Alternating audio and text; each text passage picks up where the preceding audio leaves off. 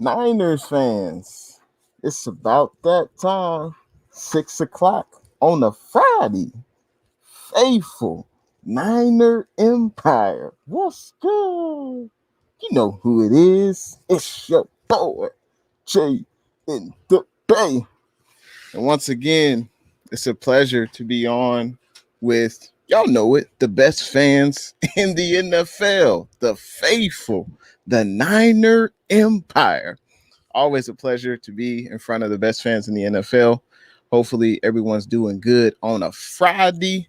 Hopefully, you guys have plans for the weekend. Hopefully, you guys are staying cool where you're at, staying safe. Shout out to everyone watching on Jay intheBay Facebook page. And of course, shout out to everyone watching on Jay intheBay YouTube channel. A lot of news came out today regarding the 49ers. We will get into that. First, I got to say what's up to the people in the chat because this show is nothing. This show is nothing without the fans in the chat. So I got to first start off by saying what's good to the NFL cast, giving me a congratulations on the 1K subscribers. I appreciate you, man. Thanks for tuning in to the stream. Queen B, what's good? Thank you for your continued support. She says, hey, Jay, already shared out your live stream. I appreciate you. 49ers Ultimate Report, what's good? He says, boo, the Ram. We beat you twice with injured team and one game with Nick Mullins. Shots fired. Shots fired, 49ers Ultimate Report. He ain't even come into the building yet, man. Redder 4, what's good? Appreciate you coming through to the stream. James, first time I seen you in the stream, got to say, what's good? Appreciate you coming through. He says, yeah, you did beat us twice. That's why we shipped golf off to Siberia. It won't be so good for you this time around. I will get into the rest of the comments, but first, we have a special guest on the Jay intheBay show today. As you guys know, I welcome all fans upon the Jay intheBay show. Doesn't matter. As long as you like the NFL, you can enjoy the stream. And of course, it's always good to have fans from other fan bases, especially the NFC West, because we play each other twice a year. We know each other's team so well. But let's bring in a Rams YouTuber. He goes by the name of Rams House. He has over 2,000 subscribers on his YouTube channel. So let's see. Rams House. What's good? How you doing, man? It's going pretty good. Pretty good, man. I'm glad you could join me today. Yeah, glad to be on the show today, and I always enjoy watching your content, even though obviously I'm not a 49ers fan, but yeah, you do such a great job on your channel and your show, so congratulations on 1K. Hey, I appreciate it, man. I'm trying to get like you, man. I'm trying to get like you. I got to say, what's good to Niner Sickness? Thanks for tuning in to the stream. He says, happy Friday, everyone. And we have another LA's Rams fan in the chat. I'm sure all of you know him, but he goes by the name of Payo Time. What's good? He says, yo, and hello to two of my favorite YouTubers. What's up, Payo? Yeah, what's good, Payo? How you doing? So I wanted to bring you on to the show, talk about the LA Rams. They finished the season last year, 10 wins, 6 losses. I believe Jared Goff broke his thumb like that game or a game prior to that. So I just wanted to see, what were your thoughts about the season? I mean, you do go into Seattle playoff game and you beat Seattle with basically a backup quarterback, and Goff played, basically they shared snaps basically. So what were your thoughts on the Rams season going 10-6? I mean, I was pretty happy. Honestly, like, I always have faith in the Rams and stuff like that, but what happened in 2019 kind of had me like low on Goff and what was going on. It seemed like the offensive line wasn't holding up very well, and I wasn't really sure how that was all going to work out going into that season. And then I was obviously hyped to see SoFi and all that stuff, and so I was glad with the way that we finished. I was a little mad that we didn't get any wins against your team, but I mean, that's just how it is in the NFC West. And then finishing out in the playoffs, I was actually pretty happy with at least like beating Seattle in their place with Goff, who had like 9 fingers in that game. And then a lot of people get it twisted where when we played the Packers and, we didn't have Cooper Kupp and Donald really wasn't playing much. And then you had Goff with the 9 fingers at their place. We were still pretty close in the end. So I was pretty happy with the way that it ended out.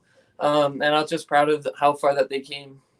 No, I dig it. Were you surprised that the Rams moved off of Jared Goff? Were you surprised? You felt like his run had come to an end?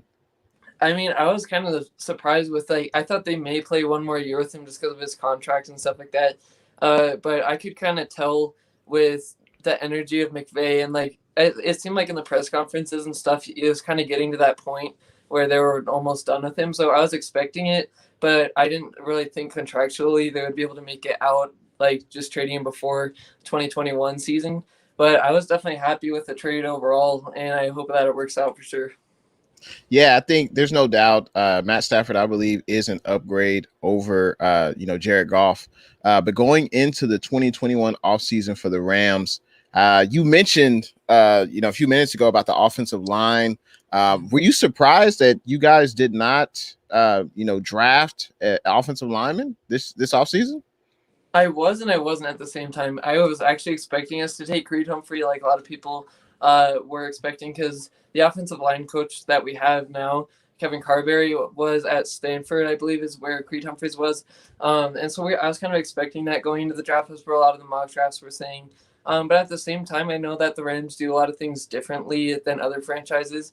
And if they express that they're confident in the guys that they have, they really mean it. And I usually trust what they say with that. I was surprised with the pick that we did with Tutu Atwell, because I was like, man, we have a set wide receiver group, we have our speed guy now. So I was surprised with the wide receiver pick, but coming out of the draft without any offensive linemen just kind of showed me that they're confident, like they've been saying before. So I was kind of 50-50 on it, but it didn't surprise me. Yeah, it seemed like when I looked at the Rams roster, like the tackles, like you got the left tackle, Whitworth had a hell of a career. Looks like I think this is going to be his last year. He's a veteran. And then on the right tackle, you have another veteran. And it seems like the center and two guard positions, they're basically, I believe, players you drafted, and basically they're trying to hone their skills. Mm-hmm. So is that a reason why you think they did not address the offensive line? They just want to see if their draft picks for the offensive line basically could play to their potential? Yeah, I definitely think that. I mean, there's a number of guys that I always hear McVay raving about players, but there are a number of guys that they kind of raved about. And then they were talking about some guys mentioning him by name, like Corbett and stuff, guys that they picked up through trades or in free agency or even drafted, that they mentioned that they were high on, and having a couple years to develop behind the scenes when people really don't know it. That's what kind of gave me the feeling, okay, yeah, they've been doing this for a couple of years, getting them homing in on their skills. And then whenever you hear a coach mentioning by name, like, I'm impressed with this guy before they're even starting, that kind of gives you some good vibes. So, yeah, I agree with you. That's probably why. And in addition to the offensive line, were there any other, in your opinion, like glaring roster needs of the 2021 offseason? I wouldn't say glaring needs, because I feel like the Rams this year, at least, and a lot of the years, they're always a pretty like rounded out roster, pretty solid roster, as long as they stay healthy. So yeah, when I looked around at the roster, I knew we had depth. I knew I saw guys that stepped up before. And then when I was probably saying the weakest spot is middle linebacker and the linebackers. But that's not to say I'm not confident. It's just like when you're looking around at the whole team, that's probably what I'd say is the kind of the part that we don't know much about. We saw a lot of rotation between them. But there's no glaring needs. I was going to say I saw KJ Wright was out there, and he's still looking for a contract. And then so I was thinking like the Rams could bring him in, but that's another one of those groups that the Rams mentioned that like they're confident in with the guys that they have. So yeah, that's probably the one thing I was wondering if they were going to address that. And I was also wondering before they signed Deshaun Jackson, if they're going to get a speed guy, because you could kind of notice it in their offense that without a speed guy, it was kind of lackluster at times. So those were like the main things I was looking out for. Yeah, I mean, and speaking of speed guys, you not only got one speed guy in Deshaun Jackson, I believe you got Tutu in the second round. And it's funny because every team in the NFC West beside my 49ers got a wide receiver in the second, I believe, or third round. And I was disappointed that the 49ers didn't get a wide receiver. But I think they took the same approach as the Rams did, where the Rams want, the interior of their offensive line. They want to coach those guys up. They were high draft picks. They want to see what they have. And I feel like the 49ers did the same thing after Debo, Ayuk, and Kittle. They want to see what the guys redrafted, what they can do, and if they can, play up to their potential. But you mentioned the defense. You mentioned the middle linebacker. And your defensive coordinator, he's no longer there. He took the job with the LA Chargers as a head coach, right? Yeah. So do you think that's going to have an effect on the defense going forward? I actually don't really think so. I know a lot of times at the start, the fan base can kind of react that way, like they're all worried and stuff. And then I was like, of course it had to be the other LA team taking Brandon Staley. Of course it had to be them. But no, I think with Raheem Morris, I'm confident in him because we've had guys there like Aubrey Pleasant and stuff like that have been in the building for a while, like almost 20 years, I think it was, that they've been like up for that defensive coordinator job, and McVay passed on him. Like he didn't, he may have looked his way, but then he chose Raheem Morris. So that kind of showed me, okay, if he doesn't really want the guys who have been in the building for a while, and then this shows me that Raheem Morris could be good. And then, he has ties with him already. And from what I'm hearing in training camp and stuff like that, it seems like the players really like him with the energy that he brings. He says they bring the best out of the players. And then he just seems like a fun guy to be around. And it seems like he's going to keep around the same scheme that Staley had, but add obviously his own wrinkles to it, which I'm guessing there are going to be a lot of defenses this year that kind of do what Staley did, just because you have to hop on the wave, and try it out. But yeah, I think we're going to definitely be a top 5 defense this year. I don't think we'll repeat number 1 because losing John Johnson and Troy Hill is going to hurt, and it's obviously hard for any defense to go number 1 2 years in a row. But I think we can be top 5 for sure. I'm eager to see. If that happens. But speaking of the defensive coordinator, Raheem Morris, I mean, he's a well-respected coach around the league. He's coached for years. I believe he was head coach in Denver, and then he was defensive coordinator for Atlanta. So he's very experienced defensive coordinator. So I'm eager to see what wrinkle he can put on the Rams defense. I gotta say first, what's good, Crisco's Country Life? Thanks for tuning in to the stream. Let's see. Let me continue on. I got to keep up with the comments. I got to say, what's good, KD? Thanks for tuning in to the stream. Let's see. Payo Time has a question for you, Rams House. So he says, let's see.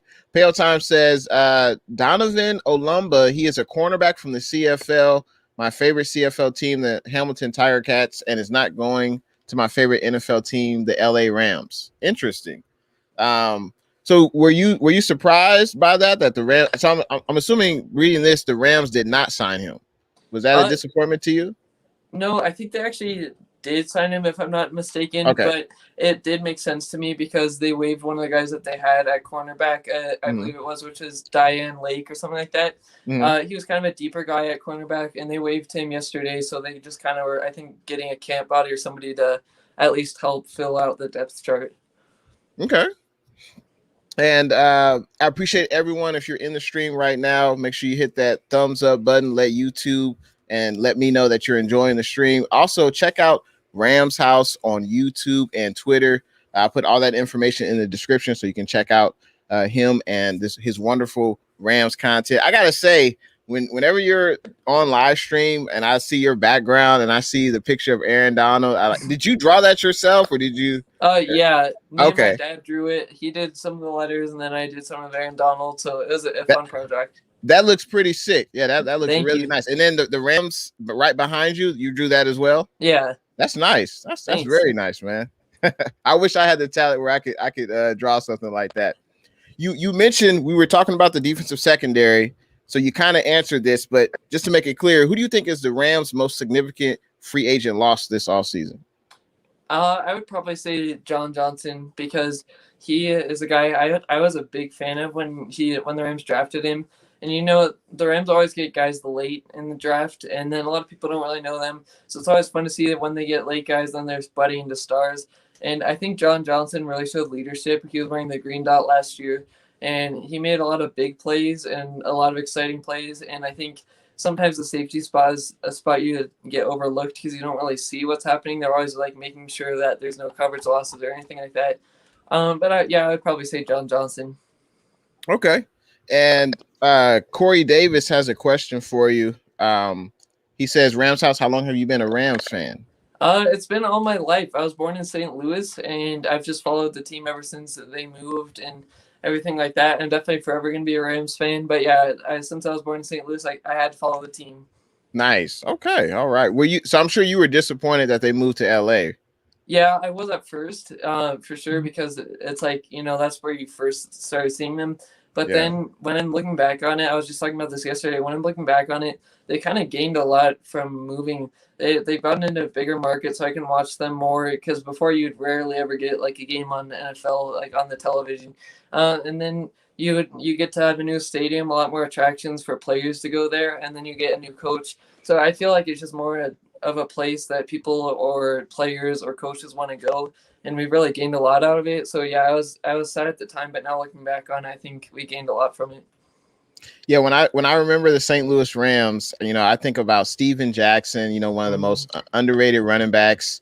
He would always play pretty well against the 49ers. He was always a good running back. And then, of course, you got Kurt Warner, you got Marshall Faulk.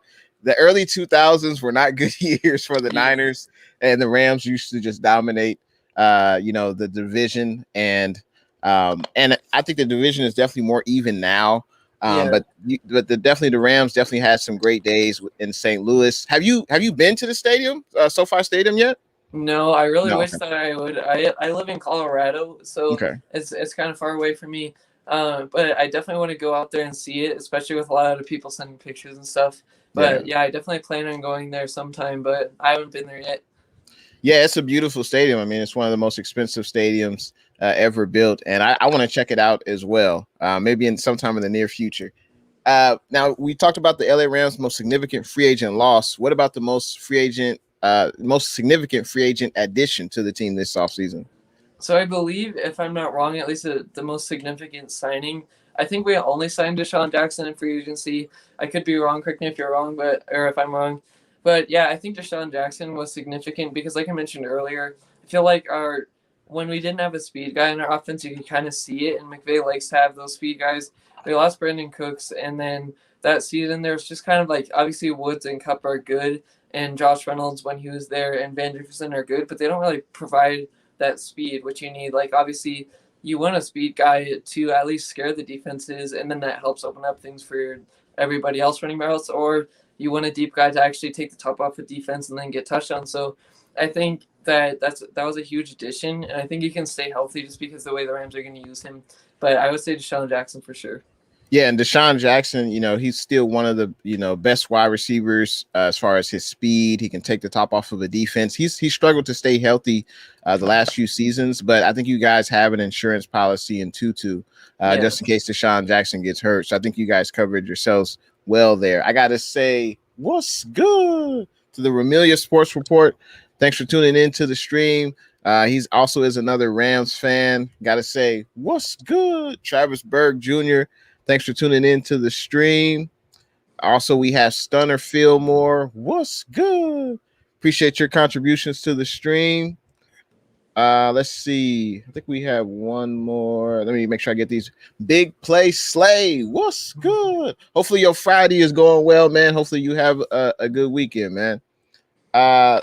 So going from free agency to the draft, what were your thoughts on the draft picks? Were you satisfied as a Rams fan?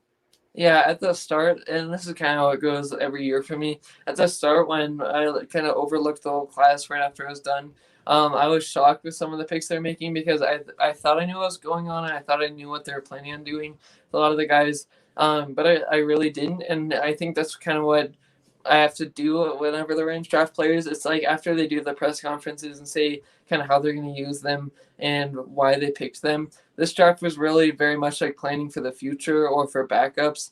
And so I think we got a lot of raw players, especially on the defensive line that we have. And then there's some guys that I think can step up, like cornerback Robert Rochelle.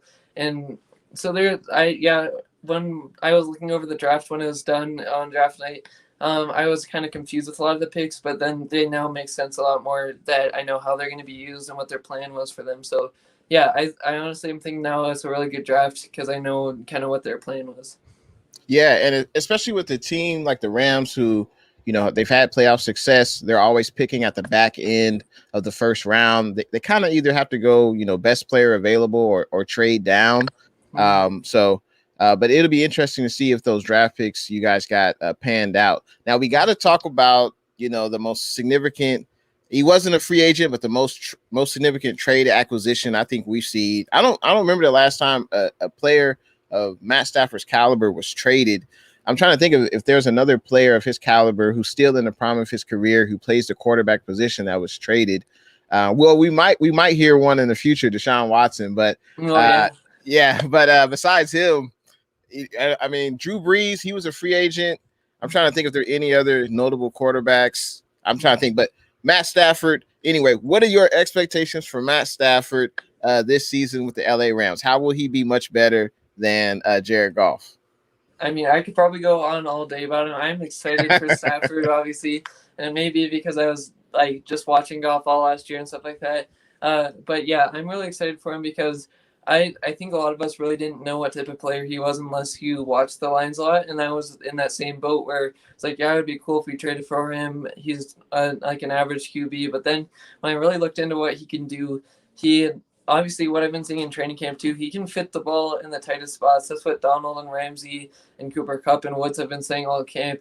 He can fit them in the tightest spots. He's a guy who loves to take deep shots, which obviously is good unless like you're getting into dangerous situations where you're throwing it too much. But he loves to take the deep shots. I think he's more aggressive and confident when he's throwing it. That's kind of one of the things I noticed with Goff towards the end of his career with the Rams was he didn't seem confident to be throwing it downfield or confident in the way he was throwing it. And then Stafford's accurate. He has a great deep ball. He has, obviously, like I said, he's accurate. And then I think one of the things I noticed with Goff that he couldn't do very well is first under pressure. I don't think Goff performed very well under pressure, but also Goff's pre-snap reads weren't the best. He didn't have the best mindset going to the play. He kind of used McVay as a guy to explain what was going down a lot of the times. And so it was almost like he was a robot where the play was scripted out in a certain way where he would be looking towards the receiver before he got there because that's how the play was supposed to work. And then whereas with Matthew Stafford, it's like if the play's broken down with pressure coming at you or whatnot, he has the ability to, make a broken play, make something big out of it. And the fact that McVay was able to pick his own quarterback, pick somebody who he wanted rather than just like using what he had when he got here, I think speaks volumes too. So there's a lot of upside to Stafford for sure, and those are just some of them.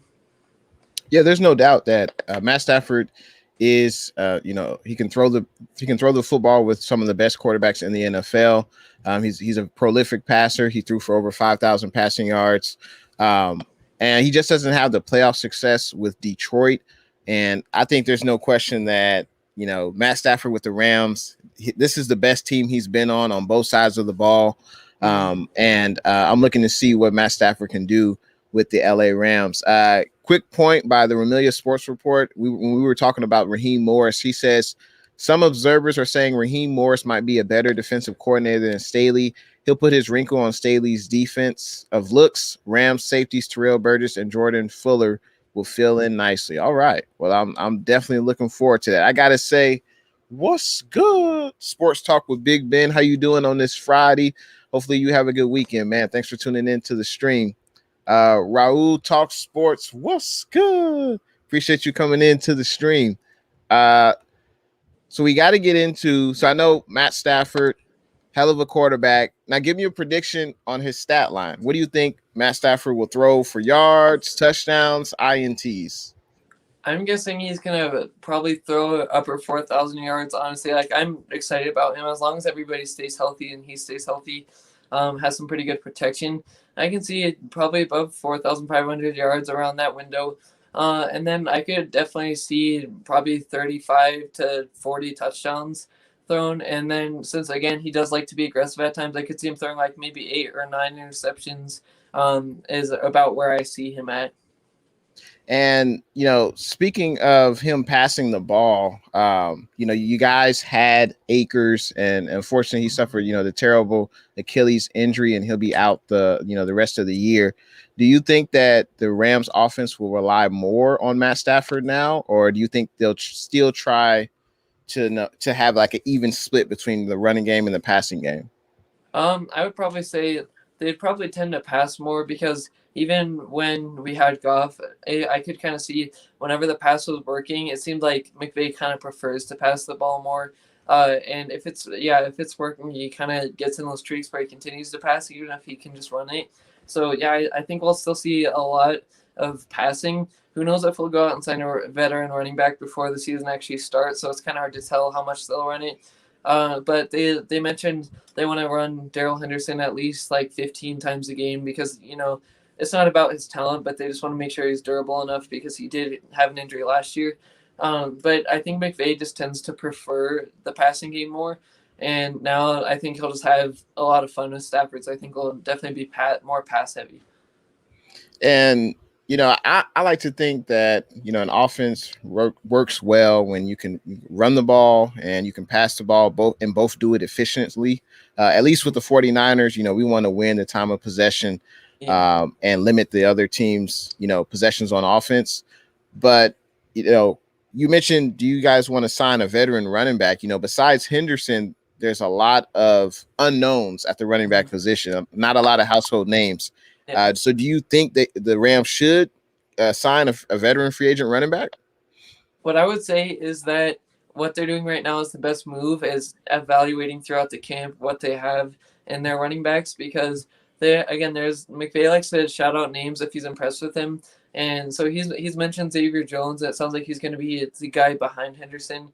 And then Jake Funk is a guy that they drafted where he was more planned on being more of a special teamer coming into the team. But then obviously with Akers going down, that gives him more of an opportunity. And so right now they're just kind of looking throughout training camp what the guys underneath Henderson have. And then obviously throughout preseason, that's going to be their best time to shine because McVay mentioned he's not going to be playing Henderson in that game. So I'm probably going to say after the preseason, after evaluating, what the guys can do below Henderson, will really be what makes me want to sign one or not. But I think if we were going to go out and sign somebody, I'd probably want a guy like Adrian Peterson because how long he's been in the league, I'm guessing a lot of the running backs we have would look up to him. He would be able to give a lot of knowledge and a veteran presence to our guys underneath Henderson or even to Henderson. And then a lot of people get it mixed up where they think the Rams should sign a veteran running back to take the lead role and take a bunch of the carries. That's not what we need a veteran for. So I think if we were go out to get somebody, I would really want to see Adrian Peterson in the horns. You're telling me you don't want to re-sign Todd Gurley? Oh, not with the fallout. Definitely not. I mean, Todd Gurley, he looked good with the Falcons. I think I was looking at his stats. I think he played 14 of 16 games. He had 700 rushing yards.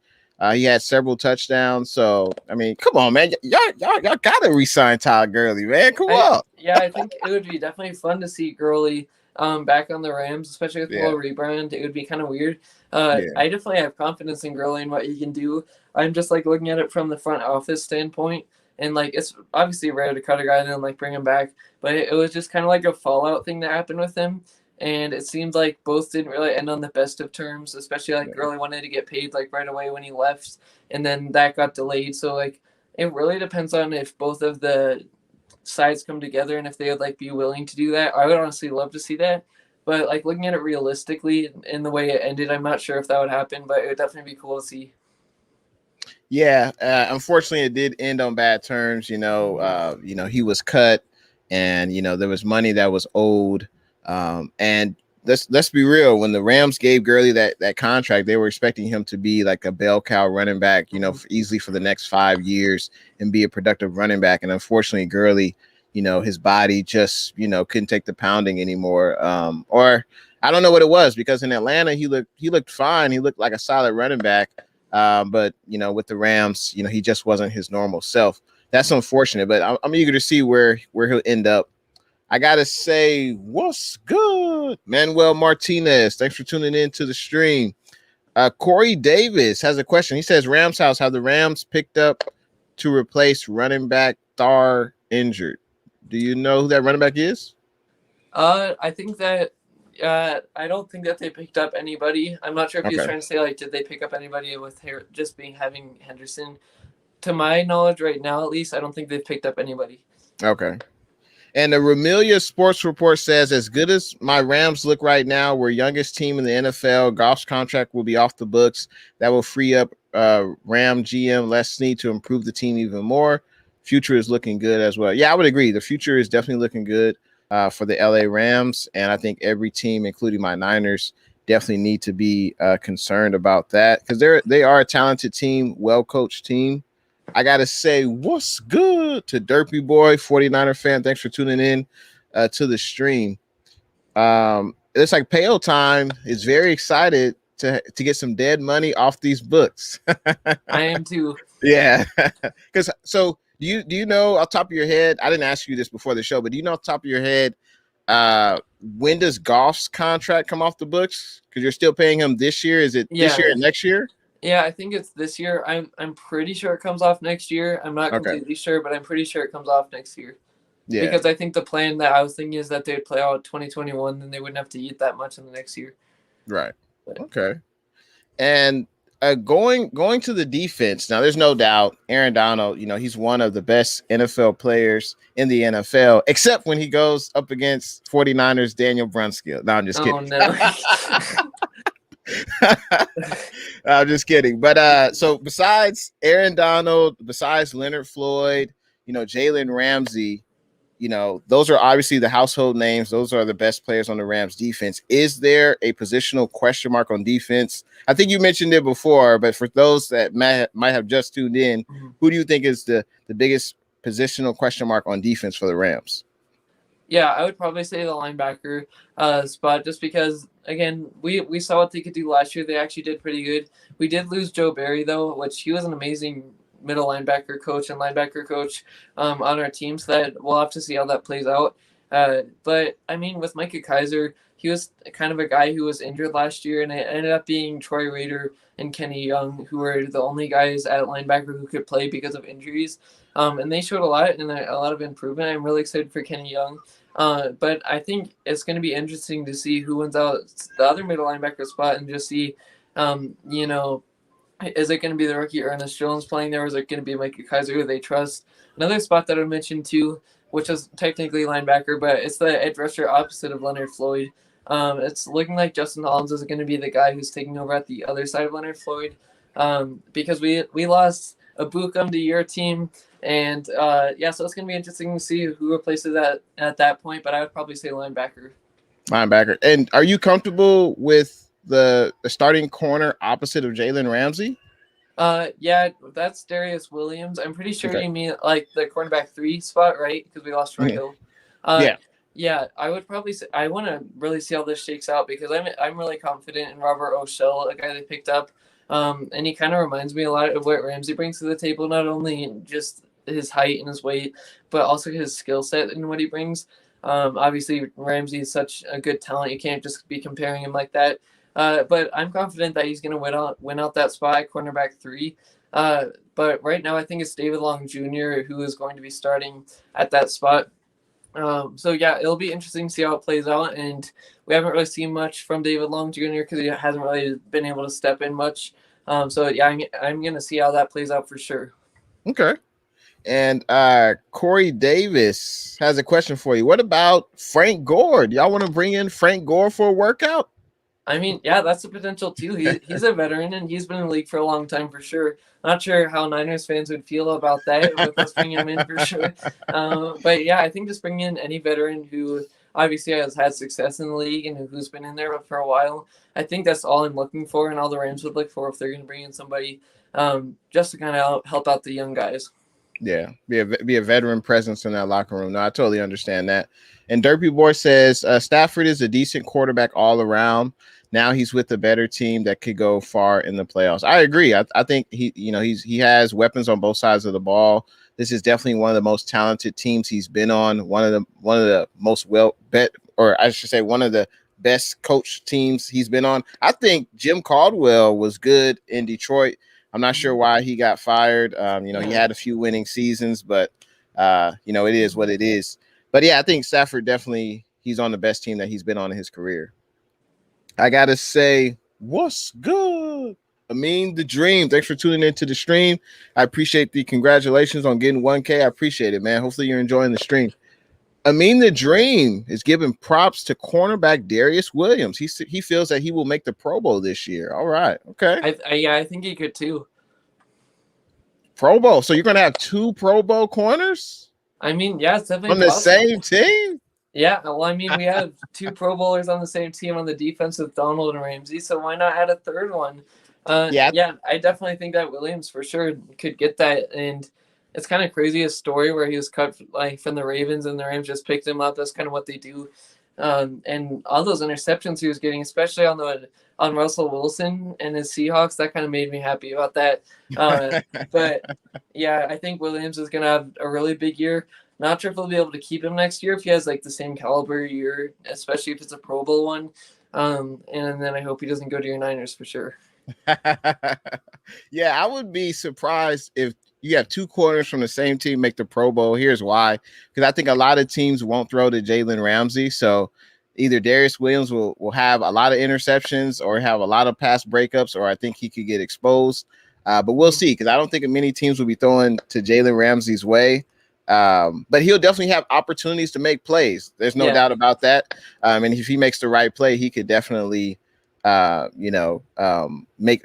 some turnovers, maybe some pick sixes. So it'll be interesting to see how that plays out this year.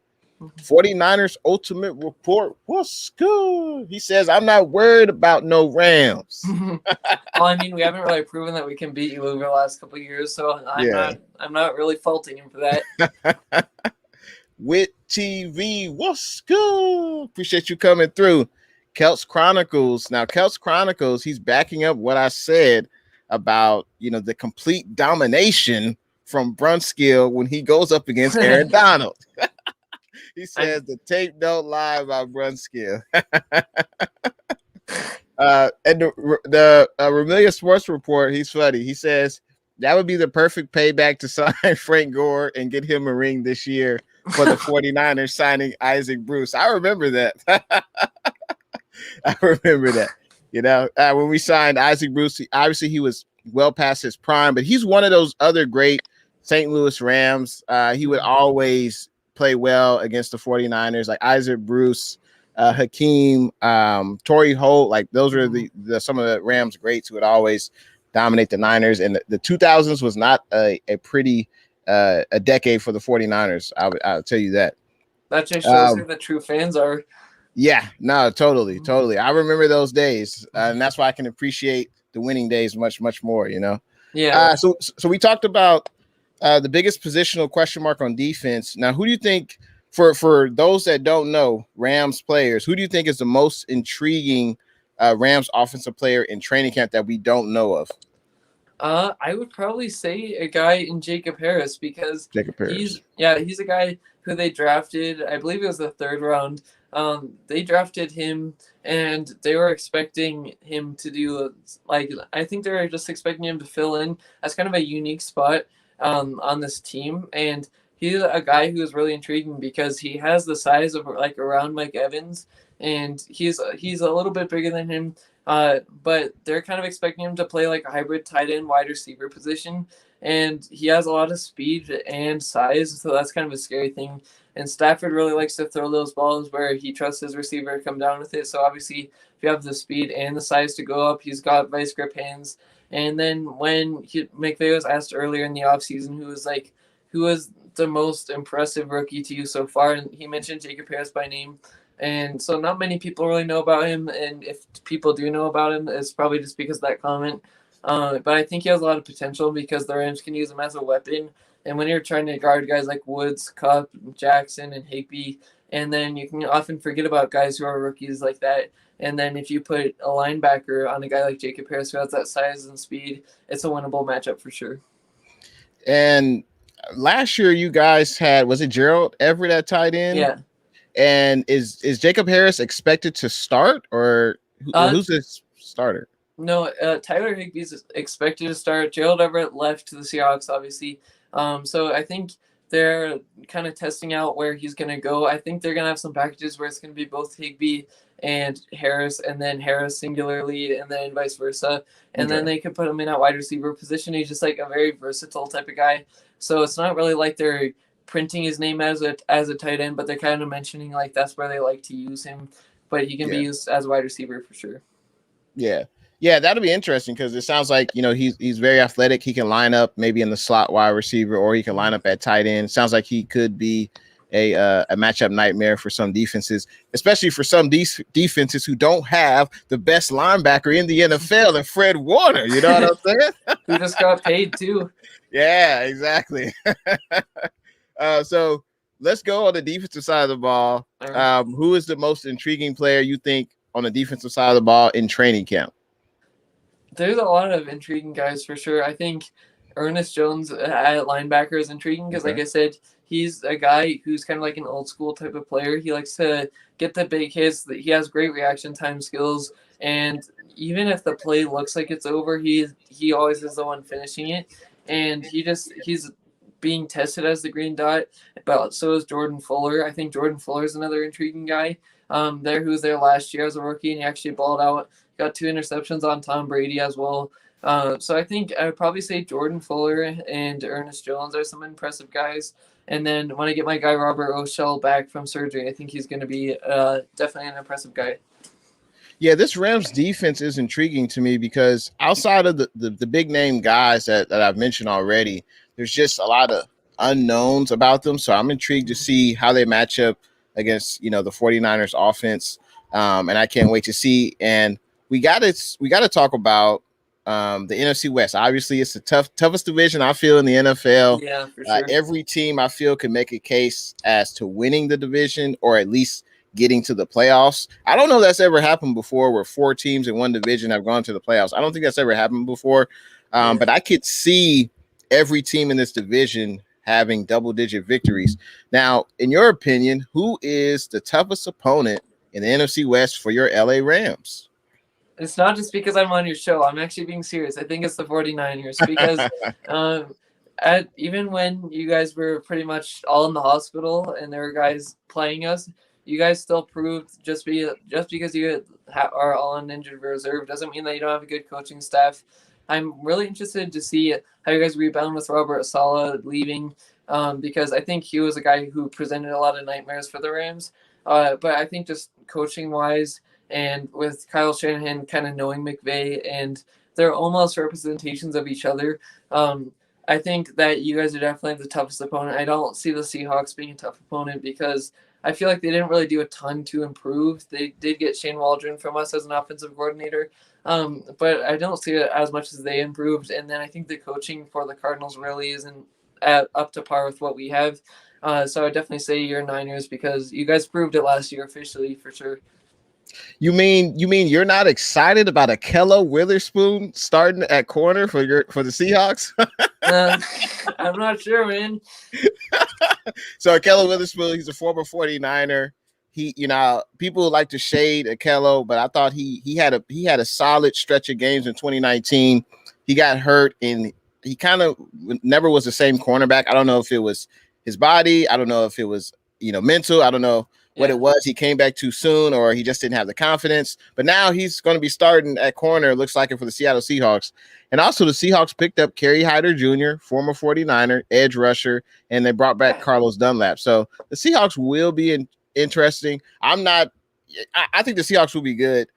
But speaking of the division, who do you think is going to be left out of the playoff run? Who do you think that will not make the playoffs this year? I would say definitely the Cardinals. Like something about that coaching staff to me, it's just I think we've beaten the Cardinals like 8 times in a row, and other teams in the NFC West has beaten up on them. And then I just feel like that coaching staff really isn't up to par. They have all the talent in the world, but if you put a guy like Shanahan or McVay on the Cardinals and have them as the coaches, that I think the Cardinals would be a scary team with all the people that they have in players, but they really haven't proven it to me. And just because they miss the playoffs doesn't mean that I think they're going to be trashed this year, because you could have 10 or 11 wins and miss the playoffs in this division early. Nah, I think that's one of the disadvantages of the Cardinals. Like, they have talent, they got a dynamic quarterback. They have weapons on the offensive side of the ball. Chandler Jones, we'll see if he's still on the team. I know he wants out, or at least he wants a new contract. They brought in JJ Watt. Yeah, I know, right? But I think it's the head coach. He could be on the hot seat this year if he's not able to get the team to the playoffs. And if you look in the division, he is the least accomplished coach in the division. because he's yet to get his team to the playoffs. But the Ramilia Sports Report had an interesting comment. He says, "I want a close up of Trey Lance's eyes as Aaron Donald and Leonard Floyd come rushing in. LOL. Trey has potential, but he's still a rook that hasn't played much in 2 years in college. We'll see." Well, he won't have to worry about getting a close up of Aaron Donald because Daniel Brunskill will be there at right guard. And also Leonard Floyd, he's going to be matching up against, Trent Williams, the best left tackle in the NFL. We'll see. But hopefully, if I had my druthers, Jimmy G would start, the whole year. As long as he's healthy, he's playing well, and he's not turning over the football. Are you concerned about Trey Lance? What do you think about him? Do you think he should start week 1? I don't think he should start week 1 because, first off, I don't really think you'll need him because you're playing the Lions. But also, I don't think it's the smartest thing to do. And I feel like my stance on Jimmy Garoppolo is first, obviously the best ability is availability. He is not really always available. So it's good that they have Trey Lance just in case he goes down. What I've always felt about Jimmy Garoppolo, especially on the 49ers, is that a lot of the times he's not the one responsible for winning the games. He's not responsible for losing it, but he's a guy who plays a significant part into it. But it's not oh man, this guy's elite. You got to watch out for him. But he's not going to be losing you games. So I don't think starting Jimmy Garoppolo is the worst thing, especially because I think what Shanahan draws up, at least against the Rams, is where he can get the ball out fast, and there's a lot of concepts that work out for him so that there's not always pressure in his face. And so I don't really get the people who are doubting Garoppolo a lot of the times. I definitely am really intrigued in Trey Lance. I was mad when they took him because I knew he'd be definitely the best guy for your situation that you guys have and for the coach. So yeah, I don't get the people who trash on Garoppolo for sure. I don't see him as an elite quarterback, but I think he gets the job done for you. And I think if you were to go down, I think you guys should have hope in Trey Lance. And yeah, that's around my stance on him. Yeah, I think the 49ers are in a great situation. You have a proven quarterback. At least he had, one pretty good year, and the team went to the Super Bowl. And I agree with you. Jimmy G, he's not elite. He's not garbage either. On his best day, he's probably above average quarterback. But he can still win games. And I just feel like there's no need to rush Trey Lance at this point. Even though there's no doubt Trey Lance is more dynamic, he's more exciting. But I think there's a reason Jimmy G is still on this team because Shanahan and Lynch still have value in Jimmy G. Because we could have easily cut Jimmy February or March and brought in a Andy Dalton or Fitzmagic or Tyrod Taylor, anyone, and they could have been a placeholder for Trey, but that didn't happen. But I don't know if you've heard, Trey Lance is lighting up camp. He does look pretty good. But we'll see if he gets, I think Shanahan has said there's no quarterback competition, but I think the quarterback competition could heat up if Trey is getting the same amount of first string snaps as Jimmy G. If that happens, then I think, we might have a competition, but I got to say, what's good to the Sports Star? Thanks for tuning in to the stream. Hopefully you're enjoying the stream. Everybody, if you're here, leave a thumbs up for the stream. Also hit that subscribe button and check out Rams House YouTube channel and also his Twitter account. I left the links for that in the description of the video. Check him out. Excellent content creator. Do you have the schedule in front of you? For the Rams? Yes. No, I don't. Okay, because I was going to ask you, you could pull it up. I was going to ask, or maybe about heart. I don't know. But I was going to ask you, what's the toughest non-division game on you guys' schedule? I can definitely pull that up by heart for sure. Okay. I would say it's probably because Rodgers is back. I could see the Packers. The Bucks, we beat them with Goff last year. I'm not too worried about them, just about the chemistry that they have. I'd probably say the toughest one that we had non-divisional, though, is probably the Ravens, because last time we played the Ravens on Monday night, it was 46-6, and we got demolished. Obviously, it was a completely different situation as far as players and guys offensively and stuff like that. But we're going to have to be going to their place in the last week of the regular season, which is going to be cold there for sure. And just knowing that last time we played them, we got blown out so much. And then there's definitely some beef between Ramsey and Peters for sure. I think that would definitely be my number one game that I would want to watch out for and see how the Rams defend Lamar Jackson. Yeah, that's going to be a tough game, and that's week 17. You have to travel to Baltimore Ravens, and then the toughest game on your schedule will be week 18 at home against the faithful, the Niner Empire. That should be a hell of a game because that could decide who wins the division, or both teams could have everything wrapped up, and that game may not matter. But that should be a hell of a game for the last game of the year. But I was going to mention your first 6 games. So here are your first 6 games. Home against the Bears, Sunday Night Football, prime time.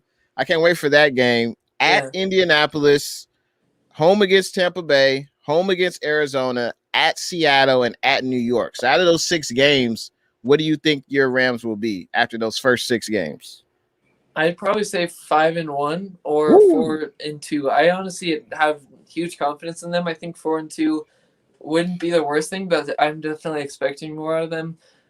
With that Carson Wentz injury, I'm not sure like how it's going to go in that Colts game, if he's going to be back or like 100% healthy. I was expecting that game to be really good because he presents problems and their defense is good, obviously. But probably another game that I could see being tough, like I said, is the Buccaneers. But just knowing that we beat them last year with Goff kind of gives me confidence. And then I feel like we've had the Seahawks number the last couple of years. And then definitely we've had the Cardinals number for sure. So I'd probably say 5-1 or 4-2. 5-1. Okay, because that's a tough stretch of games. But yeah, those would be definitely great games to watch. Niner sickness, what's good? You had a question for Rams House. What's your prediction on your squad this season? So how about a regular season prediction? That's exactly the question I was going to ask. So yeah, what are your thoughts? Wins and losses. What do you think? I'd probably say like I said, I'm confident in this team, especially with Stafford. And if the defense works out, I could definitely see us around 13 wins, 14 wins. But knowing that we're in the NFC West and that teams can just like beat up each other left and right, I would probably put the lowest record I would see us getting is 12 wins. I think, again, I think I'm confident in the team as long as we can stay healthy and what we can do. But I also acknowledge that we're in the NFC West too. So I'd probably put around that range. 12 or so 13-4, 12-5. Okay, I can see that. Yeah, because I think the Niners, will be 12-5 this year, and I agree with you. I think the Cardinals will probably they'll be last in the division, but I think they could still win at least 10 games. The Remelia Sports report says Jacob Harris, in regards to you guys as tight end, is an athletic freak, 6'5", 219, a George Kittle clone, but runs a 4.38 40 and had an athletic attribute score of 9.88. Kyle Pitts' athletic attribute score was 9.66. Jacob is raw but talented. Is he a former basketball player? No, I think he's actually a former soccer player. I think he plays soccer. Yeah, so he has a good background in sports for sure.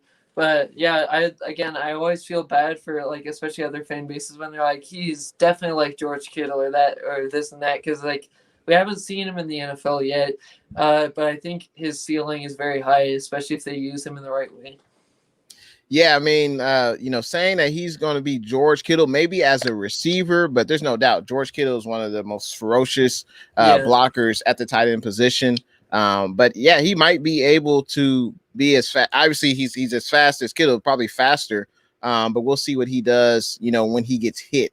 Because everyone has a plan until they get punched in the mouth. A wise man once said. So we'll see. Jay says that Trey Lance is going to make Aaron Donald look silly. Oh no. Trey Lance is definitely going to be good. I'll give you that for sure. But I mean, we have a lot of scrambling quarterbacks in this division, and Donald's had success on Murray and Wilson. So we'll see. But I think Trey Lance has a good future for sure. Yeah. Oh, and I forgot to introduce you the right way. Jay reminded me. I love to say, "Whose house? Rams house." I forgot to say that. But Jay is giving his interpretation. He's saying, "Whose house? Niners house." That's right. And the Remelia Sports Report. What did you think about that game where Brunskill, basically had one of his best games ever against Aaron Donald? Do you think that was a fluke? Do you think that was scheme? Yeah, I obviously don't want to take all the credit away from Brunskill because, I mean, guarding Aaron Donald is one of the hardest things you can do, obviously. I think he's going to be a Hall of Fame player. So I don't want to take any of that away from him. But I think a lot of that game and a lot of the times when we play the Niners is a lot of the times Shanahan is a very good guy, a good coach at scheming plays. And so I think the scheme worked out, but at the same time, Brunskill did well. But I think a lot of the plays, and this is what I always get frustrated when I play your Niners, it's like, you guys have a way of first like leading in that time of possession where you're running the ball, but when you pass it, you get rid of the football in like 2 or 3 seconds. So it's like there's no chance for any of our pass rush to get there. And then it kind of exhausts our defense. I would say one of the most annoying plays last year when we played you was when everybody thought Debo was down. He got up out of the pile and kept running. I was like, "Are you serious?" Like the first play. But yeah, I think a lot of it was scheme wise, but I don't want to take anything away from Brunskill. And if you guys want to think he's the Donald eraser, I'm gonna let you guys think that. But yeah, I think a lot of it was scheme, but I don't want to take anything away from him either. Yeah, I mean, we all love to think that Brunskill's the Donald eraser, but I think it's part of the reason is because Aaron Donald is so dominant. I mean, he's one of the best defensive linemen I've seen in the last 2 decades. He's very prolific, and as the Familiar Sports Report has mentioned, he has 12.5 sacks in 13 games versus the 49ers. So when he didn't, absolutely dominate, we had to anoint Daniel Brunskill as the next thing coming. Niner King. You should have put on a ceremony parade for him or something. Exactly. So Niner Sickness says, Rams House, just subscribe to your channel. I appreciate you, Niner Sickness. And 49ers Ultimate Report says, in regards to Niner Sickness, 49ers Ultimate Report just got IG and he's following you. Yeah, make sure you guys check out 49ers Ultimate Report. He took the dive into the pool of Instagram, so you guys make sure you guys check him out. And it looks like Kelts Chronicles feel the Rams will go 2-4 in the division. Wow. Ooh. Yeah, what do you think you'll go in the division? I don't think I asked you that. What do you think your record will be? I mean, it's very hard to tell. I think we could definitely sweep the Cardinals again. I mean, that's just kind of a given. I think that just because of how the Niners have proven like how good they are against us, I think we can go 1-1 against them. And then I could even see us sweeping the Seahawks, but it really depends on Shane Waldron, what he does over there. But as I was mentioning earlier, I don't see like a whole lot of improvement out of that roster. And I'm especially like thinking about like the offensive line there and then adding more weapons, I think could have helped. And then getting tougher on the defensive line, I think could help. So yeah, I think we'll go 1-1 with you. I think we'll definitely sweep at least the Cardinals. And then at worst, I think we'll go 1-1 with the Seahawks. Okay. And the Familiar Sports Report says with Stafford, Lennar shouldn't be a problem. Now we won't struggle to score 20 points like we did with Goff. No more losing games to teams with quarterbacks like Mullins because we struggle to score points with. Are you sure? Do you agree that those days are over? Without having Goff? So do you think the days are over with only scoring 20 points? You think you guys should be scoring at least 30 points a game? Oh, yeah, I think we'll definitely score over 20 points. I think we're going to see a huge improvement in the offense as long as everybody stays healthy. I definitely see us putting up 30 points a game. Like we saw it with Goff. He was able to do it for the first 2 years. Obviously, we had Todd Gurley in there and Brandon Cooks, and having Gurley in his prime really helps. But I definitely see us putting up over 20 points. I can see multiple games on the schedule where we put up 30 points with or more with Stafford. No, I definitely dig that. I can definitely see you guys scoring a lot of points this year. You guys will definitely be a problem in the NFC West. Kelts Chronicle says Donald is a beast, but I might need a Brunskill jersey after tonight. If I see SoFi Stadium with all these Brunskill jerseys, I'm gonna get mad. That would be so funny. I would love to do that. But at the same time, if Donald is mad at Brunskill, who knows what's gonna happen next? I don't know. Yeah. We'll see. Yeah, we have a position battle. We drafted a right guard in this year's draft, Aaron Banks. He's a Bay Area kid, and he's competing with Brunskill for that right guard position. So we'll see what happens, whether it's Banks or Brunskill.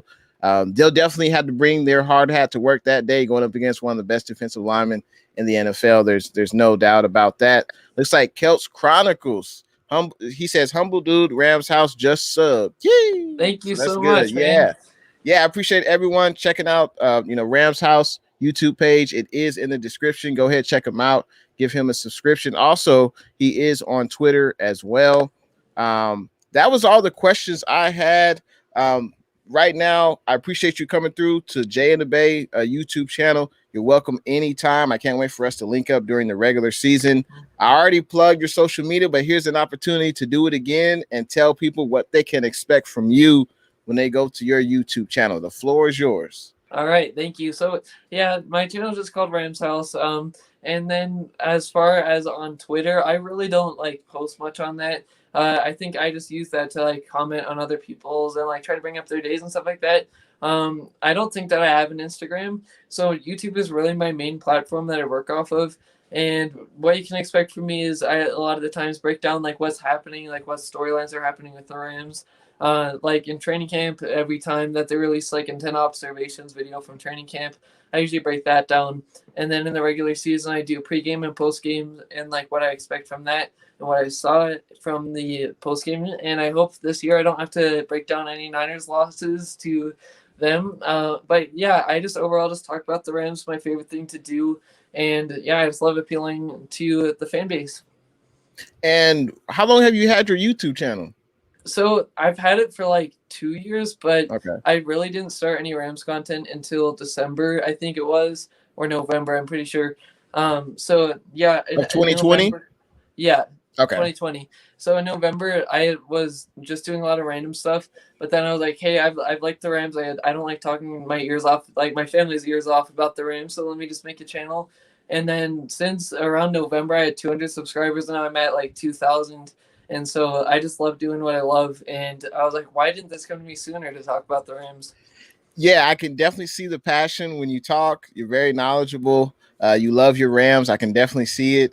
And yeah, that was a great decision to, you can tell this is your passion, and that was a great decision to start your YouTube channel. I feel the same way. I've only done it for about a year, and I'm like, man, I should have done this a lot sooner.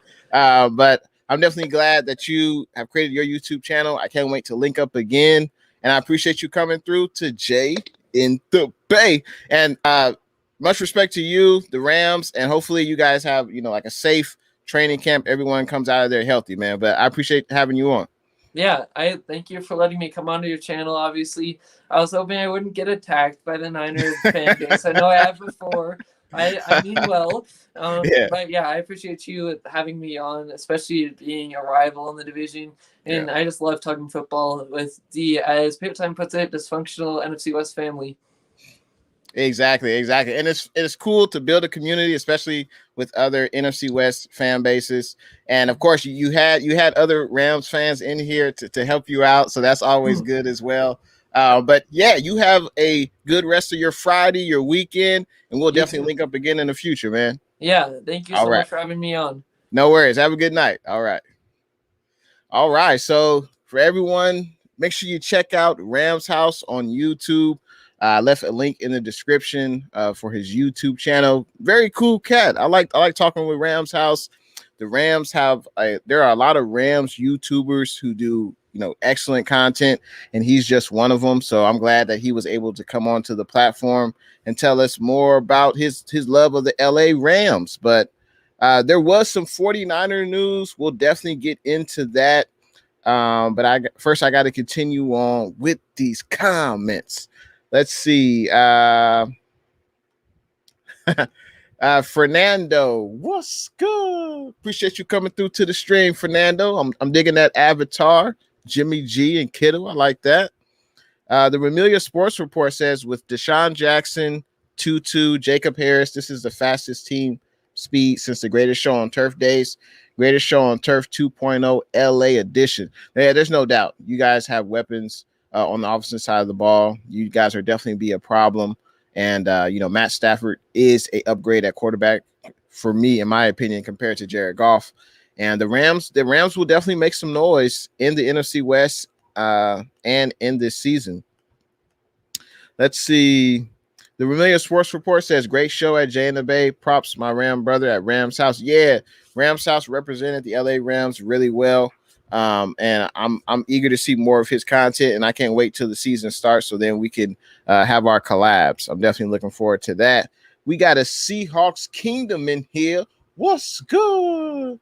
How's your Friday going? Thanks for tuning in to the stream. Hopefully you're doing well. Payo Time says great stream. I appreciate that. And Rams House comes back in, says thanks, Jay. Appreciate you. Very blessed for sure. Man, I appreciate you coming through to the stream. Very knowledgeable, very humble. And you can tell that you love your LA Rams. So it's always good to talk to someone who's very passionate. Let's see. The Vermilion Sports Report says Rams backup quarterback out with appendictis. I don't think I'm pronouncing that right. But that's unfortunate that the Rams quarterback Walford is out. Hopefully he has a speedy recovery. Fernando says, whose house? Niners house. That's right. Now, there was some news regarding the 49ers today. The 49ers had a training camp. And here's the latest. Actually, let's get into, I feel this is the most important news. Jaquiski Tartt, he was projected to start at the safety position opposite of Jimmy Ward. Jaquiski Tartt started the training camp on the COVID list. And now he's off the COVID list, but he was placed on the physically unable to perform list. What that means is Jaquiski Tartt will miss the first 6 games of the regular season, and he can't practice up until that point. And unfortunately, Jaquiski Tartt has a toe injury. I believe it's the turf toe. So this is definitely a big blow to Jaquiski Tartt. We know he's been nicked up while he's been in the 49er uniform, but unfortunately, Jaquiski Tartt is hurt. That's very unfortunate. Hopefully he recovers soon from that turf toe. But fortunately, Lynch had the foresight to see, hey, we need to add depth to the secondary, not only by drafting Hufanga and then also by signing free agent Tavon Wilson, who's been playing really well, and he's getting high praise from defensive coordinator DeMeco Ryan. So we have Tavon Wilson. Tony Jefferson is still there. And from what I've read, Tavon Wilson is having a wonderful camp, and he's getting high praise from DeMeco Ryans. We also signed a defensive lineman, Davin Bellamy. I looked him up. He's been in the league since 2018. He's an undrafted free agent. He's played on a few different teams' practice squads, and we'll see what Bellamy brings to the table. I think he will be, I would be surprised if he made the 53-man active roster, but we'll see how he performs in camp. Maybe he could make the practice squad. But that's some of the latest news regarding the 49ers. Let's see. Let's continue on with these comments. Let's see. Payo Time says he was really looking forward to seeing Walford, the backup quarterback, in preseason. Yeah, that's unfortunate that he's out with that injury. Fernando says, I'm playing the NFC West be a battle. Yes, the NFC West is definitely the toughest division in the NFL. There's no doubt. I think every team could have a winning record. 49ers Ultimate Report says we can agree to disagree, but NFC West is the toughest division. I agree. The Vermilion Sports Report says at Payo Time, I'm calling Kurt Warner now. He says his arm feels good. He's ready to go. Double quarterback set. That's funny. Rams House says I'll be praying for Tartt's speedy recovery. Yeah, that's tough. That turf toe injury. It's you can't really do anything. You just have to stay off of your toe and just hopefully it heals on its own. I don't know if he's getting surgery. I would have to look into that and get back to you guys. But, Tartt has been nicked up. But fortunately, we have reinforcements behind him. And, hey, he'll have fresh legs when he comes back after the first 6 weeks. 49ers Ultimate Report says turf toe is a serious injury that will take a very long time to recover. I agree, yeah. Very unfortunate. Very unfortunate for Tartt and the Niners. The Sports Star, most exciting thing for Niners fans this season, I would say it's probably Trey Lance. We haven't drafted a quarterback in the first round of the draft since 2005 when we selected Alex Smith. The Niners, when we had pick 12 this year, I thought, hey, we'll just get a cornerback. We'll stay at pick 12. But when the Niners traded up into the top 3, that was definitely a move that this franchise. That's one of the biggest jumps I've seen from the 49ers since I've been a fan in the draft. So obviously this was a monumental move Trey Lance is the future of the team. So I would say it's definitely Trey Lance because he's definitely very exciting. Let's see. Fernando, intheBay, who are you most worried in the NFC West? For me, it's Seattle. I know they don't have as much talent as the Rams do on both sides of the ball. I would agree with that. But, Russell Wilson, he is a problem. He is the best quarterback in the NFC West. There's no doubt about that. Russell Wilson is a problem. He's so dynamic in the pocket. He's got DK. He's got Tyler Lockett. He's got Chris Carson behind him. The Seahawks offense will be a problem. Now their defense, we'll see. If they can get pressure on the quarterback with Dunlap and Kerry Hyder, their defense could be a problem. Jamal Adams is still there. He's a very good safety, especially getting after the quarterback.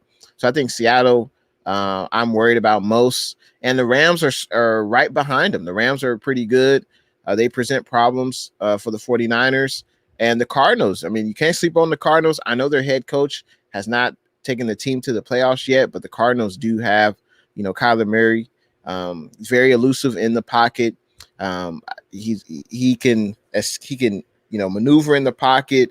That allows the receivers to have more time to break off from the corner, to get space to catch the ball. DeAndre Hopkins, best wide receiver in the NFL. So, but I would say the Seahawks and closely behind them, the Rams and Cardinals. The Remilia Sports Report says, love Tufunga. He's a warrior with great instincts. He was on my USC Trojans. Yeah, I'm glad we got Tufunga. I think he'll definitely contribute on special teams. I think that's how he'll probably play in the real NFL games in the regular season.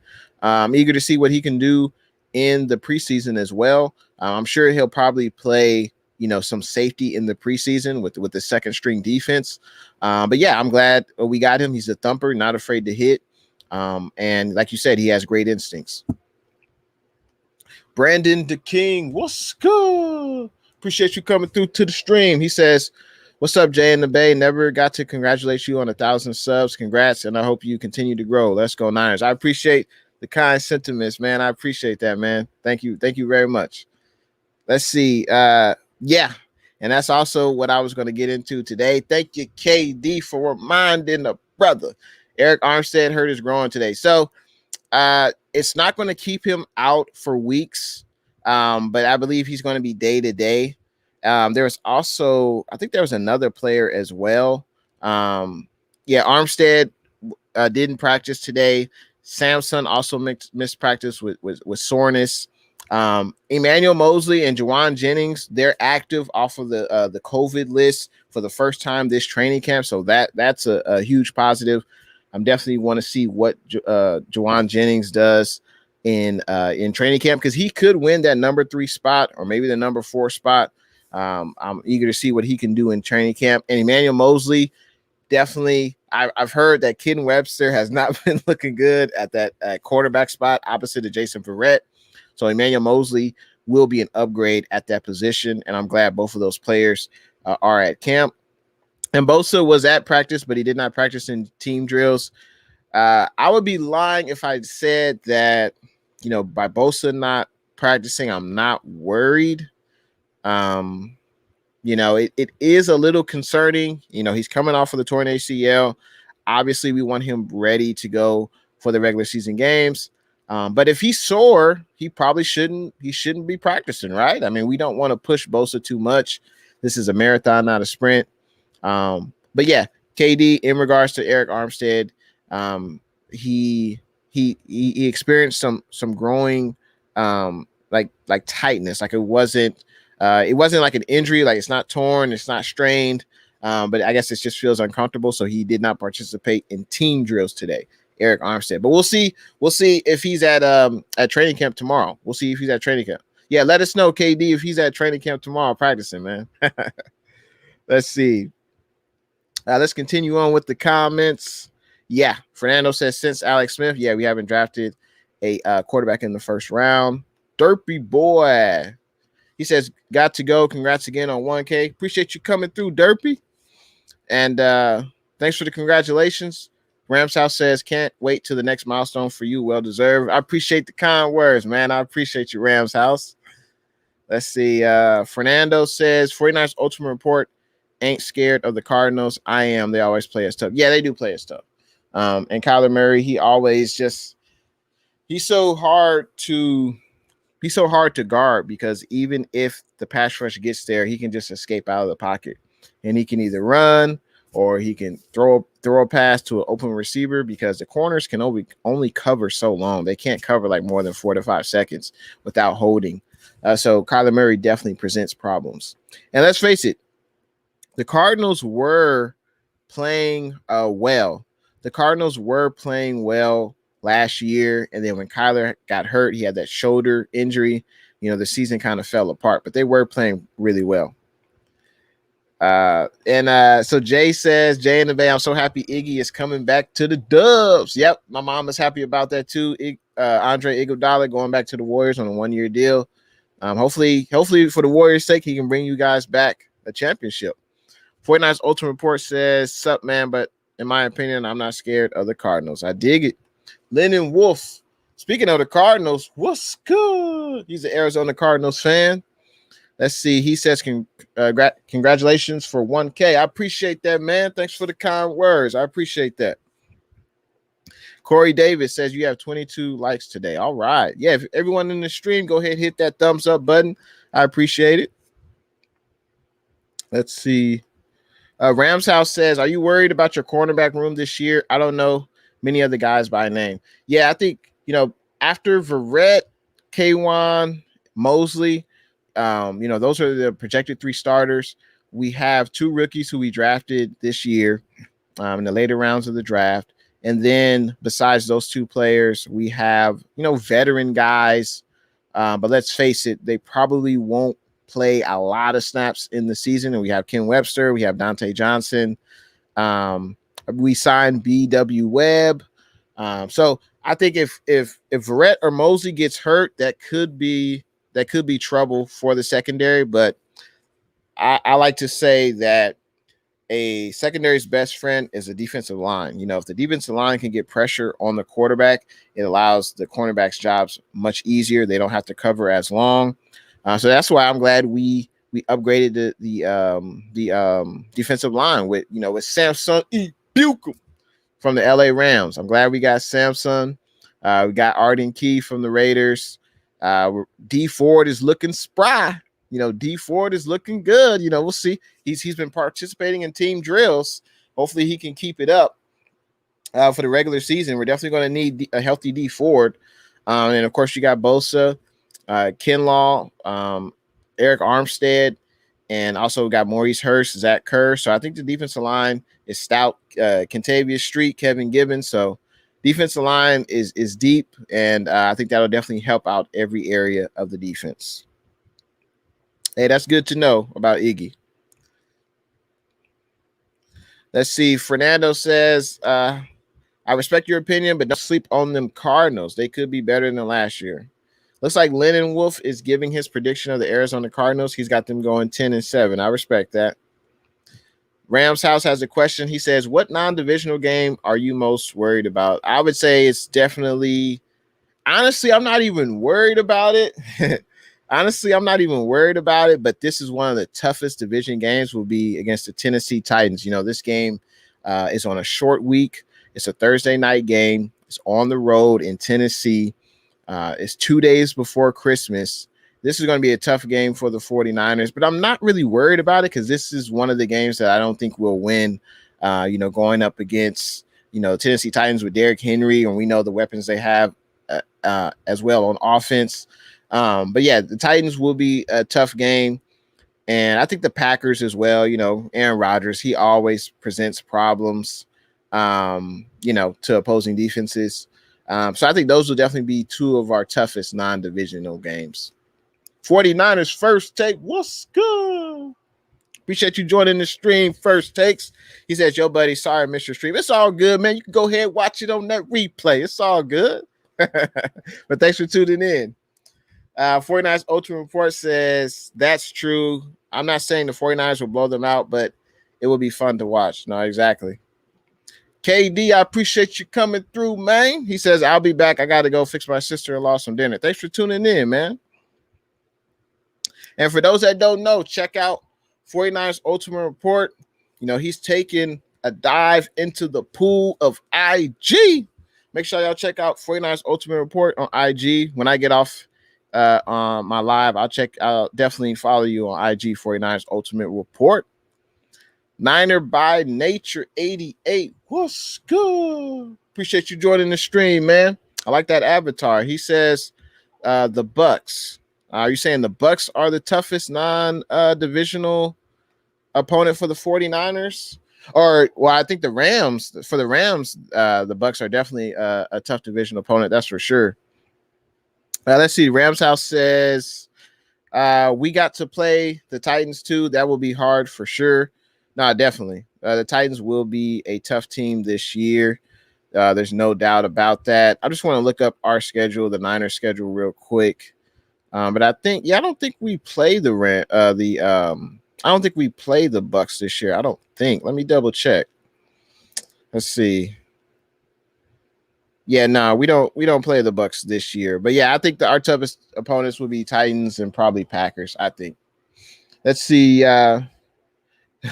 Jay, in response to Niner by Nature, sorry, but Trey is not starting. And Niner by Nature says he's been working a lot, but he's moving and he's back now. All right.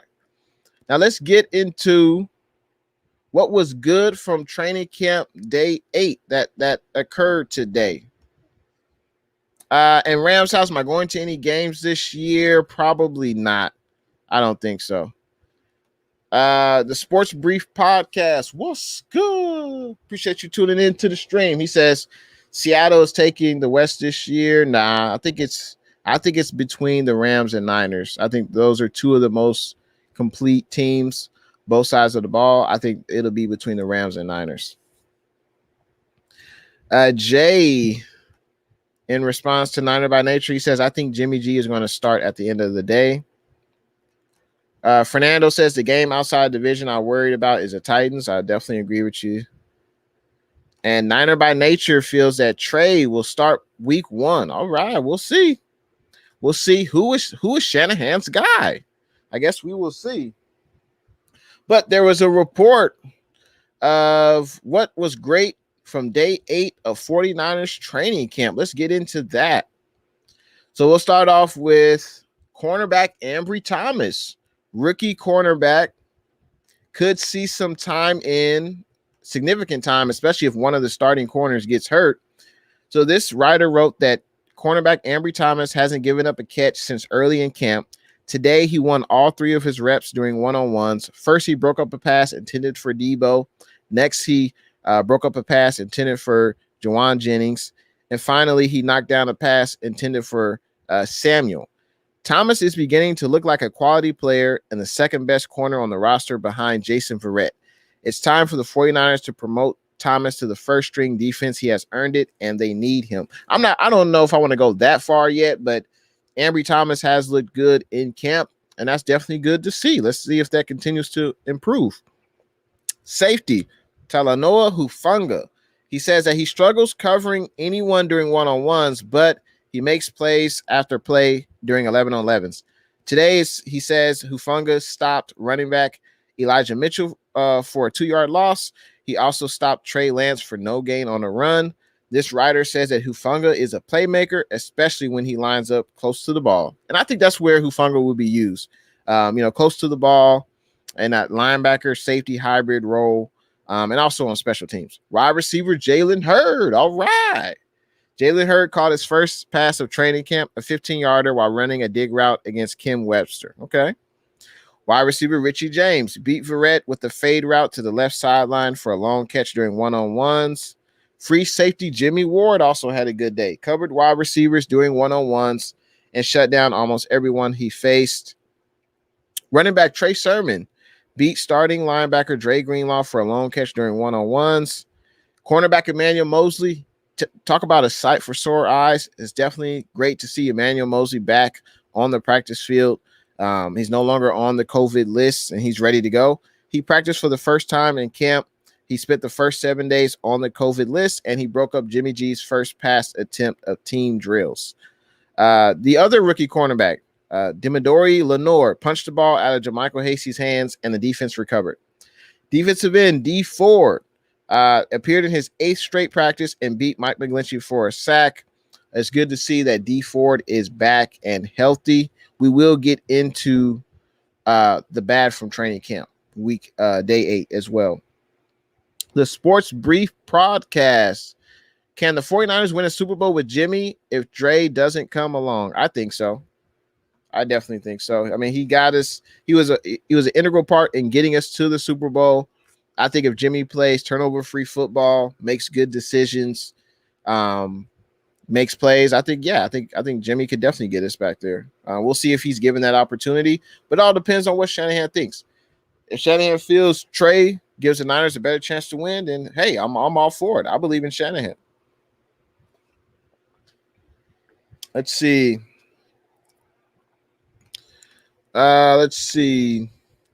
Jay says D Ford the Beast. Rams House says excited to see Rams versus Cowboys scrimmage tomorrow. 49ers Ultimate Report says Mike Schumann was on my channel and he told me that if Jimmy starts, he's on a very short leash because Schumann likes what Trey Lance opens the playbook, but Schumann thinks Jimmy will start. Yeah, I would agree with that. I think Jimmy will continue to start as long as he's healthy, he's making plays, he's not turning over the ball, and the team is winning. But if Jimmy turns over the ball a lot, and if the team is losing, and I think Shanahan will put Trey in. Now we talked about the good. Let's talk about the bad from day 8 of training camp. Let's see. Oh yeah. Also, let's talk about the bad. Cornerback Ken Webster. So he's been starting on the first team defense opposite of Jason Verrett because Emmanuel Mosley has been on the COVID list ever since training camp started. So Ken Webster starting opposite of Jason Verrett. Unfortunately, he's not playing well in coverage. He's getting beat by every wide receiver on the roster, and we're talking about Ken Webster. This writer is convinced that the 49ers play Webster with the starters. So Jimmy G has someone to pick on. So Ken Webster is a depth corner. He's a veteran. We'll see if he makes the actual roster. Offensive tackle Mike McGlinchey gave up his daily sack to D Ford. But, giving up a sack to D Ford, when healthy, he is a pretty good pass rusher. And as a wise man loves to say, iron sharpens iron. And maybe McGlinchey will get better going up against, D Ford sometimes, Samson, Arden Key. Mike McGlinchey should continue to get better. And yes, defensive end, for those that are just tuning in, defensive end Eric Armstead, he did miss today's practice with a groin injury. Defensive tackle Zach Kerr, he also missed practice with a groin injury. Defensive tackle Kentavious Street missed practice with an unknown injury, or he could have had a maintenance day, but it hasn't been reported why Kentavious Street was not at practice. So that's all the bad for day 8. Now, training camp day 9 will be at Levi Stadium. The other practices were at like the practice field, the SAP Practice Center, which is like a block away from the stadium. But tomorrow's training camp will be at the stadium, so that's pretty cool. I'm sure a lot of fans will be there, and I'm definitely looking forward to what happens tomorrow at camp. Let's see. G-Rod, what's good? Thanks for tuning in to the stream, G-Rod. He says, concerned about the defensive backs beyond Verrett. Realistically, who we got if he gets hurt, then what? Yeah, I mean, the Niners did not make any significant upgrade to the cornerbacks. Going into the offseason, this past offseason, we only had like one cornerback who was signed through this year. So I was happy we brought back Verrett, Mosley, and K'Wan Williams. But after that, we got the 2 rookies. One of them is playing well. And then we have a bunch of veterans who they know the system. They've been in the NFL for a few years, but they're not upper echelon talent. I think the 49ers have made significant signings on the defensive line. And I think, that's what this team, this regime, the Lynch regime and Shanahan regime, it seems like they just value defensive linemen. they value defensive linemen over cornerbacks. Why do I say that? Well, Lynch's first pick was Solomon Thomas. It didn't work out, but that was his first pick. And even before that, this team has drafted multiple first-round defensive linemen: Eric Armstead, DeForest Buckner, Javon Kinlaw. So this team, I think, values defensive linemen. We picked up Samson from the LA Rams. We added a lot of depth to the defensive line. And, cornerback's best friend on the defense is defensive line. They get after the quarterback. It makes their job a lot easier. I was surprised in free agency that we did not go after another upper echelon corner. But I just think it's because this team, this management, they value defensive linemen more than corners. But yeah, you're right. If Verrett gets hurt or Mosley gets hurt, one of the rookies most likely is going to have to step up. We did sign B.W. Webb, who has experience in the NFL, but we'll see how he plays in training camp. And any player they sign now, I mean, there's a reason why that player is still available, right? Like it's not like if this player was really good, they'd already be on a roster, right? So, we'll see what B.W. Webb does. We'll see what he adds to the cornerback room. But I think you're right. If Verrett or Mosley goes down, this secondary could be in trouble. But I think if the rookies play this year, I do think it's good because they potentially could be our starters next year. So we'll see how this shapes out. Let's see. Niner by Nature says, in regards to Jay, I would believe you if there wasn't multiple reports of saying the same thing about Trey. Okay. G-Rod says, what's up with all these growing injuries? Yeah, I don't know. I don't know if it's stretching. I don't know. Niner by Nature says, before Grant was even saying Trey was going to start, I was saying it before we even drafted him. That's a great point. Why? So Niner by Nature, why do you think Jimmy G is still on the team? The Niners could have, rid themselves of Jimmy G's contract in February or March this year. They would only owe him $2 million, even though on his 2-year contract, he still has about $56 million left. Why, if the Niners, when they traded up to pick number 3, if they knew that they were going to start, Trey Lance, or they knew at least they were going to select the quarterback, why keep Jimmy G? It seems that Shanahan and Lynch still have value in Jimmy, and there's a reason why I feel he's still on the team. I think Jimmy will start at least week 1, but it's up to Shanahan, of course, who gives the Niners the best chance to win. I think it's going to be Jimmy, but I want to see. Trey has looked great in camp so far. I know today he kind of had an off day, but it's practice, it's training camp. Sometimes the defense will look better than the offense, and sometimes the offense will look better than the defense. And I want to see Trey work against the first team, and let's see how many reps he gets working against the first team defense. That'll definitely heat up, rumors of a quarterback competition, or if Trey is going to start week 1. Also, let's see Trey in preseason. I want to see him in preseason, see how he plays. I think that'll be exciting as well to see. And Shanahan pretty much said Trey will get some snaps in regular season games in certain packages, maybe in the red zone.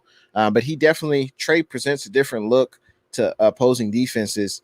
And I think it makes it definitely harder on opposing defenses to play against the Niners when Trey is in the game, because he does things that Jimmy just can't do. So, but we'll see how this plays out. Jay says, Shanahan has said Jimmy is going to start. It is what it is. Yeah, Shanahan has said that Jimmy G is the starter, and but it's not set in stone. We'll see what happens. But I think that the team is best Jimmy G starting week 1. I think so. But we'll see. Let's see how Trey plays for the rest of training camp. Let's see if he gets some snaps against the first team defense, and let's see how he plays in preseason. I think Trey will get a lot of snaps in the preseason. That's for sure. G-Rod says, if we lose our DBs, we're going to be in a bad position. Yeah, and I think you could say that for a lot of teams. If your starting corners are out and you have to use reserve corners, I think any team will be in trouble. Rams House says, how many points a game will the Niners have? I think I can see us scoring in the high 20s. I can see that. I think we'll be led by our running game. And then we'll try to win the time of possession. I think Shanahan wants to run the ball, 25 to 30 times a game, and limit the other team's offensive possessions. And if we do that, I think we can score, upper 20s for sure. Jay says, I just don't want this talk about the quarterback battle and get to some football. Rams House says, the good thing for you guys is this is driving up Jimmy's price. Well, if I had my druthers, Rams House, Jimmy would start the whole season, lead us to the playoffs, and then in the offseason, we trade him, preferably to an AFC team that obviously needs a quarterback, and we get some draft compensation. But, you never know. We'll see. Unfortunately, as you said, Rams House, the best ability is availability, and Jimmy has not been available. He's been hurt more than he's played games for the Niners. So, we'll see. We'll see what happens. But I like Jimmy's attitude this offseason. I like that he came in to camp willing to prove he wants to prove that he's still the 49ers starter and he's still a starting caliber quarterback in the NFL. So Jimmy has the right attitude and he's ready to compete, and he's a professional. That's what I like. Jay says, I got to go. Great stream. I appreciate you coming through, Jay. Thanks for tuning in to Jay in the Bay. Have a good weekend, man. G-Rod says, if you put on the Green Bay championship game, Jimmy did really well in that game. So that kind of gives you hope that if he can play like that again, then I think he will be okay with him. Yeah, if Jimmy could throw 27 touchdowns again in the season, hopefully he can have single-digit interceptions. I think that's a pretty good year. And there's no need to rush Trey. Can you imagine if the 49ers start Trey Lance week 1 and let's say he struggles, and then you want to take Trey Lance out and put in Jimmy G? Like, I don't want to have a Tua situation with the Miami Dolphins last year with Fitzmagic and Tua. I don't want to have that. So if Jimmy's in, I think Shanahan is smart. He's going to give Jimmy the opportunity, but he's going to be on a short leash. He's going to be on a short leash. I could definitely see that. And Jimmy's going to have to continue to play well. He's going to have to play really well, and the team will have to win. So thanks for coming back, KD. Let's see. Niner by Nature says, it's because Trey wasn't expected to come into camp looking this ready and refined as a quarterback. The footwork, throwing mechanics, physical ability pops out at you. Most of all, it's his mental. Yeah, I mean, Trey Lance has definitely impressed at camp. But I don't know. I mean, he has played against a second string defense. We have to, keep that in perspective. Jimmy G is going up against the first string defense, but Trey has impressed, and I want to see more. I want to see more in training camp. I want to see in preseason. But it just seems like starting Trey seems like a desperate move to me because you already have a capable starter in Jimmy G at your disposal. Why not put Jimmy in? Why rush Trey out there? And let's see when the real games start. Let's see how he does when the real games start. Luke Luna, what's good? Appreciate you coming through to the stream, Luke. He says Jimmy G starts, and I think he should come in second half if we have leads and in other goal line situations and important first downs and drives maybe. Yeah, so Jimmy starts, and then Trey. Yeah, I think if we have a lead, Trey should definitely come in. I want to see Trey come in, in red zone situations as well. Yeah, I mean, use him as a weapon. Absolutely. But, honestly, it doesn't matter to me who starts at quarterback. It's up to Shanahan. If Shanahan feels Trey gives the Niners the best chance to win week 1, I'm down. If he feels Jimmy G gives us the best chance week 1, I'm down with that as well. Because Shanahan sees the quarterbacks every day in practice. He knows what's best. Niner by Nature says, facts. Let's definitely wait until preseason. Monica says, what's good? She says, oh, thank God you're on. Need that positive energy. Thanks for tuning in, Monica. Let's see. On a Friday, Luke Luna says, can't have multiple fumbles in a game, though. It's different playing full game speed and facing the first team defense from opposing teams. Jimmy knows how to handle it, and we do as well. That's very true. We know what to expect from Jimmy. We have no idea really what Trey will do on game day. And there's no need to rush the kid. We are not the New York Jets. We are not the Jacksonville Jaguars. We are not a rebuilding franchise who, hey, let's just put the rookie in because there's no one else in front of him who is even a starter in this league. We have a starter in this league. We have Jimmy G. There's no need to rush the kid. And I'm fine with him sitting and learning, and definitely bringing him in certain situations in the regular season for sure. But we have Jimmy. I think we should just roll with Jimmy. Luke says, I know Trey will clean it up. He's just got those kind of intangibles and character. The kid's the real deal. Absolutely. He's definitely the real deal. It's like 49ers Ultimate Report says, Jay, I just want to say I saw this coming because I saw the tape and he did a lot of play action. Yeah, and I think that's definitely what Shanahan loves to do. You know, after you run the ball a lot, you fake the ball off, you fake hand it off, and that's that play action. And usually that opens up receivers' lanes, and it really confuses the defense. G-Rod, I think until we see Trey playing a live game against some opposing defenses, we're not going to really know if he's ready or not. I agree with that. Even in the preseason, he might go up against the first string defense because I don't think Jimmy G will play that much. Maybe Jimmy G will play a full quarter, maybe in 3 preseason games or maybe 4 to 5 series. But I want to see, hopefully he plays against some first string defenses in the NFL, because when he's in the NFL, I mean, there really is no second string defense playing in the regular season. It's all first string defense. These are the best athletes in the world playing at the NFL stage. Let's see what Trey does there. But obviously he looks really good in practice, and I think he's definitely the real deal, and I'm glad we picked him at number 3. Monica says, haha, you turn my frown upside down already with that Friday. That's right.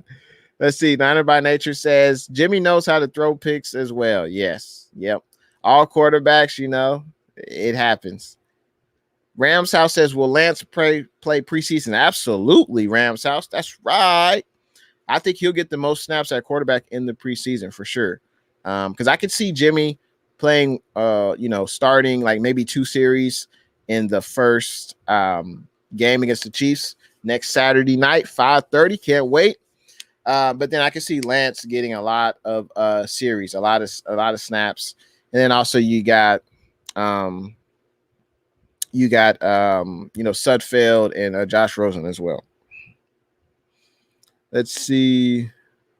Luke Luna says that's true. I think he cleans up some of that, but even that being said, he still knows how to win. No, absolutely.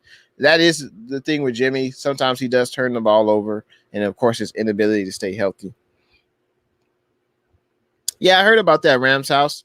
McVay doesn't like to play his starters, in the preseason. To each his own. But I imagine our starters will play in the preseason.